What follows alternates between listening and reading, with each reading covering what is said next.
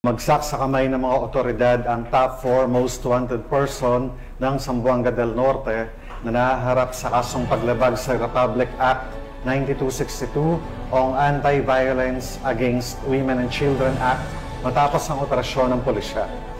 Sinisiguro ng mga otoridad na magpapatuloy ang kanilang pinaigting na operasyon upang mapanagot ang iba pang wanted person at maprotektahan ang karapatan ng kababaihan at mga bata sa buong lalawigan. Yan ang hatid ni Patrolwoman AJ Cortez.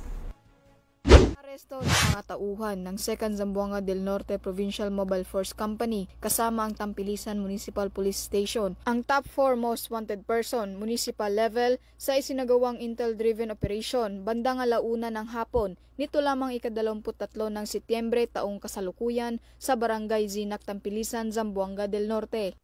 Kinilala ang suspect na si alias Johnny, 44 anyos, may asawa, magsasaka at residente ng nasabing barangay. Ang suspect ay inaresto sa bisa ng warrant of arrest para sa paglabag sa Republic Act 9262 o Violence Against Women and Children Act sa ilalim ng Criminal Case Number L004813 na inilabas ni Honorable Grace C. Tila, Acting Presiding Judge ng 9th Regional Trial Court, 9th Judicial Region, Liloy, Zamboanga del Norte noong November 15, 2023.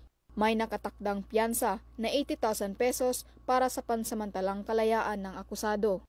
Sa kasalukuyan, ang suspect ay nasa kustodiya na ng Tampilisan Municipal Police Station para sa tamang disposisyon.